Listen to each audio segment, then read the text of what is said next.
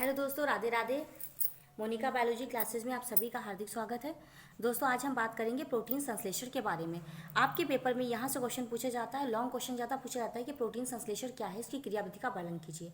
लेकिन इस वीडियो में हम आपसे सबसे पहले बात करेंगे कि प्रोटीन संश्लेषण है क्या, और हमारा जो क्रियाविधि है वो हम आपको नेक्स्ट वीडियो में बताएंगे इसकी क्रियाविधि के बारे में, इसका पूरा प्रोसेस कैसे होता है। लेकिन आज हम सिर्फ बात करेंगे प्रोटीन संश्लेषण के बारे में और इसके कितने स्टेप होते हैं। ठीक है, तो हम आपको बता दें प्रोटीन संश्लेषण की जो क्रिया है, प्रोटीन संश्लेषण को बेटा हम इंग्लिश में कहते हैं प्रोटीन सिंथेसिस। सिंथेसिस का मतलब होता है बेटा किसी चीज का निर्माण होना। कोई चीज अगर बनती है कि तो प्रोटीन का बनना क्या हो गया, प्रोटीन संश्लेषण। अगर एक नंबर में पूछ ले कि प्रोटीन संश्लेषण क्या है, तो प्रोटीन के निर्माण की क्रिया को हम प्रोटीन संश्लेषण कहते हैं। ठीक है, इसे हम इंग्लिश में प्रोटीन सिंथेसिस कहते हैं। यहाँ से लॉन्ग क्वेश्चन बनेगा कि प्रोटीन संश्लेषण क्या है, इसकी क्रियाविधि का वर्णन कीजिए। ठीक, इस तरीके से पेपर में क्वेश्चन आएगा। लेकिन हम आपको बता दें कि प्रोटीन संश्लेषण की जो क्रिया होती है बेटा वो 2 स्टेप में होती है। ठीक है, 2 स्टेप में इसकी 2 चरणों में इसकी क्रिया होती है। एक चरण होता है इसका अनुलेखन और दूसरा होता है अनुवादन। ये 2 स्टेप होते हैं। अनुलेखन में क्या होता है, डीएनए से एमआरएनए बनता है बेटा। यहाँ पे खाली पेपर में आपको अनुलेखन और अनुवादन करके टिप्पणी भी आ सकता है कि अनुलेखन पे टिप्पणी लिखिए या अनुवादन पे टिप्पणी लिखिए। अनुलेखन क्या होता है, अनुवादन क्या होता है, अलग अलग यहाँ से आपके लघुत्तरी में 2 क्वेश्चन बनते हैं। या टिप्पणी करके पूछ देंगे कि ट्रांसक्रिप्शन क्या है, या अनुवादन यानी ट्रांसलेशन क्या है, या जिस पे टिप्पणी लिखिए, ट्रांसक्रिप्शन पे टिप्पणी लिखिए या अनुवादन पे टिप्पणी लिखिए। ऐसे करके भी प्रश्न यहाँ से पूछा जाएगा। अगर पूरा प्रोटीन संश्लेषण आए तो आपको दोनों के बारे में यहाँ पे लिखना है। अगर क्रियाविधि पूरी पूछी जाए तो आपको प्रोसेस स्टेप बाय स्टेप बताना कि प्रोटीन कैसे बनना शुरू होती है और बनने से लेकर के पूरी बनकर जब तैयार होती है वहां तक के बारे में आपको लिखना होगा। ठीक, तो हमारा आज का वीडियो है प्रोटीन संश्लेषण पे, और यह क्रिया कितने चरणों में पूरी होती है। इसके दोनों चरणों से ही लघुत्तरी में अलग अलग क्वेश्चन पेपर में पूछे जा सकते हैं। ठीक है, तो चलिए शुरू करते हैं। प्रोटीन संश्लेषण या प्रोटीन सिंथेसिस। देखिए, प्रोटीन निर्माण की क्रिया को हम प्रोटीन संश्लेषण कहते हैं। ठीक है बेटा, क्या हो गया, प्रोटीन निर्माण की प्रक्रिया को या क्रिया को हम क्या कहेंगे, प्रोटीन संश्लेषण कहेंगे। ठीक, तो प्रोटीन संश्लेषण क्या हो गया, प्रोटीन निर्माण की क्रिया को प्रोटीन संश्लेषण कहते हैं। यह क्रिया 2 चरणों में पूरी होती है। ठीक, इसे निम्नलिखित 2 चरणों में बांटते हैं।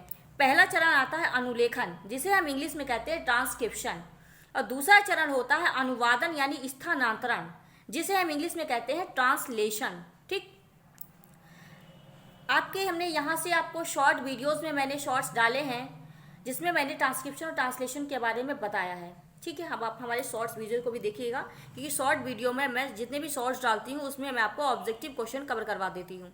ठीक है, तो हमारे शॉर्ट्स को भी आप देखते रहिए। ठीक, तो प्रोटीन निर्माण की क्रिया को प्रोटीन संश्लेषण कहते हैं।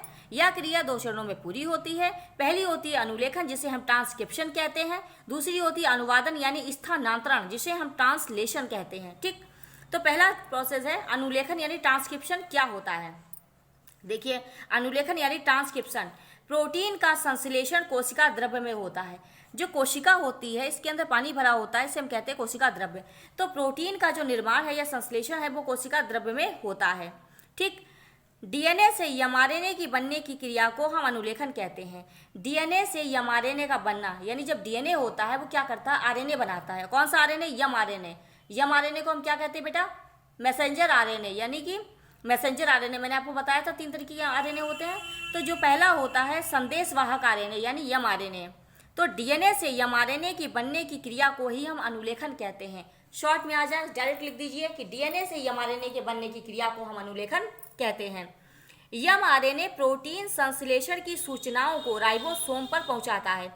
जो प्रोटीन एमआरएनए क्या करता है, एमआरएनए का संदेशवाहक आरएनए है ना, और यह संदेश लेकर के क्या राइबोसोम पर पहुंच जाता है कि भैया अब राइबोसोम को उठाता है कि चलो उठो प्रोटीन बनानी है।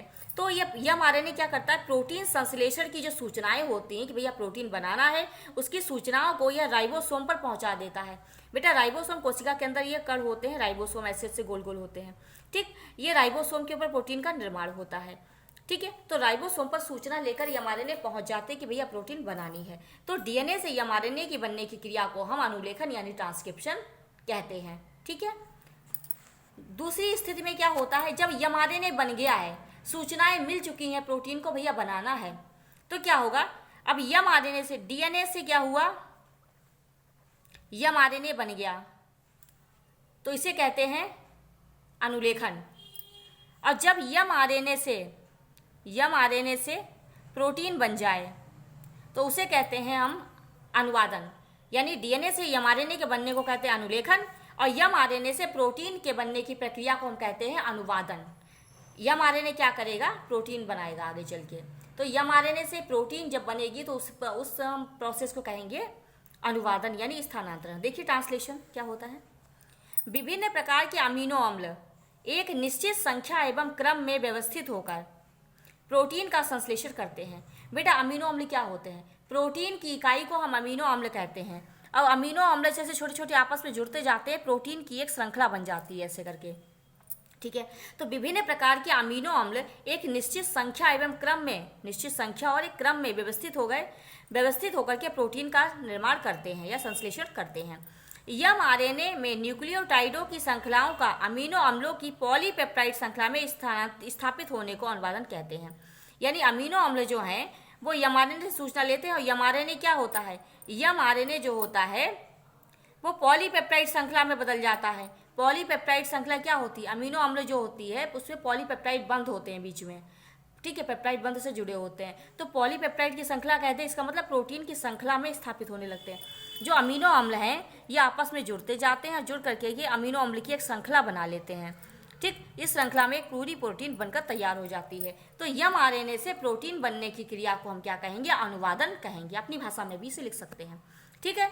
तो प्रोटीन संश्लेषण क्या हो गया, प्रोटीन निर्माण की क्रिया को प्रोटीन संश्लेषण कहते हैं। यह क्रिया 2 चरणों में पूरी होती है, अनुलेखन और अनुवादन। अनुलेखन में क्या होता है, डीएनए से यम आरएनए बनता है, ठीक है। और अनुवादन में क्या होता है, यम आरएनए से प्रोटीन का निर्माण हो जाता है। अमीनो अम्ल जुड़ते जाते हैं पेप्टाइड बॉन्ड से और प्रोटीन बना लेते हैं, ठीक।